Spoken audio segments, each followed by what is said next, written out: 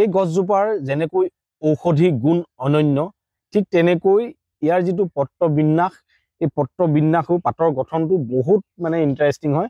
এতিয়া চাব দেই, এইটো ধৰক আপোনালোকে যিটো এটা পকা খুঁটাত যে এটা মানে চিৰি বনোৱা যায়, চাব প্ৰথমে এইটো, তাৰপিছত এইটো, এঢাপ দুঢাপ তিনিঢাপ এনেকে চাৰ্কুল হৈ ঘূৰি আছে চব গোটেই পাতটো। গোটেই গছজোপাত এনেকে ইটো পাতৰ পাছত সিটো পাত এনেকে গোটেইটো স্পাইল হৈ আছিলে এনেকে বগাই যোৱা। বা বহু ঠাইত আজিকালি এনেকে পকা খুঁটা এটাত এটা চিৰি বনাই, ঠিক তেনেকুৱা ধৰণৰ আপোনালোকে চাওক। এইটো এইটো অতি আমোদজনক গাঁথনি। এইটো হৈছে ইনচুলিন প্লেণ্ট আৰু ইয়াৰ বহুত উপকাৰিতা আছে। আগত মই এই সম্পৰ্কত এটা ভিডিঅ' দিছিলো, বহুত মানুহে চালে, লক্ষ লক্ষ মানুহে চালে। পুনৰ আমাৰ ভৈৰৱদা আছে, ক'ব ভৈৰৱদা, কওকচোন ইয়াৰ কথা। বিশেষকে এইটো হৈ গ'ল ডাইজেশ্যনৰ কাৰণে আমাৰ হেল্প কৰে। এইটো ইনচুলিন লিপছ বুলি কয়, কিন্তু আমাৰ এটা ভুল মানে এটা আমাৰ ধৰি লওক এইটো দেখাত আমাৰ জমলাখতিটো যিটো হয় তাৰ নিচিনা দেখাত একেই, কিন্তু সেই জমলাখতি টেঙা নহয়। টেঙা নহয়। আৰু এইটো আপোনাৰ আমাৰ ডাইজেশ্যনত হেল্প কৰে। ডাইজেশ্যনত হেল্প কৰিলে চুগাৰ হওক, বিভিন্ন গেছৰ প্ৰব্লেম হওক, সকলোখিনি ভাল পায়। এইটো ক'ৰ পৰা আনিছিল আপুনি? এইটো মালয়েছিয়াৰ হয়।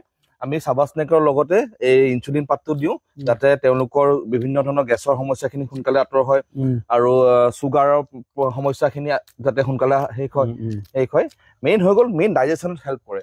আচলতে এইটো যিটো শৰীৰৰ যিটো ইনচুলিনৰ মাত্ৰাটো ধৰি ৰখাত নিচাকে হয় নেচাৰেলি, এইখিনি নেচাৰেলি ইনচুলিনটো আমাৰ বডিত দিয়ে। কিছুমান পেচেণ্টৰ যেনেকে চুগাৰৰ কাৰণে তেখেতলোকে ইনচুলিন লৈ থাকিব লাগে, সেইটো কাৰণে ইয়াৰ নামেই ইনচুলিন প্লান্ট। ইয়াৰ সোৱাদটো বৰ ভাল, এনে স্বাভাৱিকভাৱে খাই থাকিব পাৰি। স্বাভাৱিকভাৱে খাব পাৰে। কিমান গছ আছে আপোনাৰ? মোৰ আছে, যথেষ্ট আছে। কিন্তু গছবোৰ আপোনাৰ টকালি পেলালে নহয়, ৰাইজে নি আছে, নি থাকে কাৰণে ধৰি লওক তেনেকুৱা হয়। কিবা লয় নি?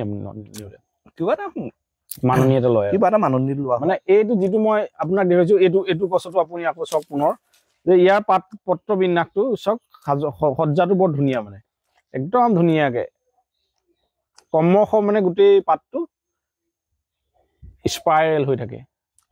গতিকে এটা একদম নেচাৰেল মানে এডাল জখলা বুলি ক'ব লাগিব, নেচাৰেল জখলা বুলি ক'ব পৰা যায় মানে।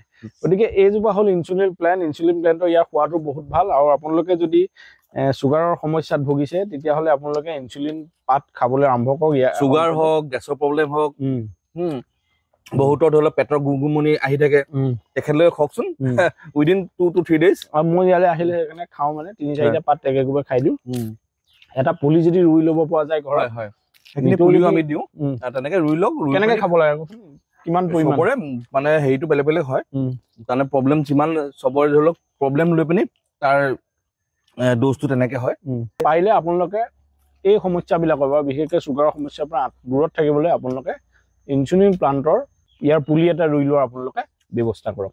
এইখিনি ইনফৰমেশ্যন দিলোঁ। আচলতে মই আজি এই ভিডিঅ'টো এইকাৰণে কৈছোঁ যে আমাৰ যিবিলাক গছ গছনি, এই গছ গছনিবিলাকৰো এটা নিজস্ব ধুন এটা থাকে, ষ্টাইল এটা থাকে। কিন্তু ইয়াৰ ষ্টাইলটো মই একদম ইউনিক পাইছোঁ।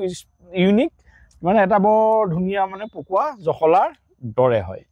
আৰু এনেকুৱা গছ আপোনালোকে আৰু ক'ৰবাত কেনেকুৱা দেখিছে নেকি, যিবিলাকৰ গঠনটো বৰ ইণ্টাৰেষ্টিং হয়? আপোনালোকে যদি দেখিছে মোক জনাব, বা আপোনালোকে কমেণ্টত ফটো দিবলৈ আপোনালোকে নাপাহৰিব। কিন্তু মই আকৌ আপোনাৰ ভিডিঅ' মানে আকৌ এটা মানে কথা কৈ দিব বিচাৰিছো, যাতে আপোনালোকে জমলাখতি আৰু এইটোৰ লগত কম্পেয়াৰ নহয়। আৰু জমলাখতিটো আমাৰ বাৰীতে বা চাপৰিত হ'ব পাৰে, কিন্তু এই বস্তুটো নহয়। এই বস্তুটো হয় আপুনি ৰুব লাগিব, তেতিয়া হয়, তেতিয়া বেলেগ কথা।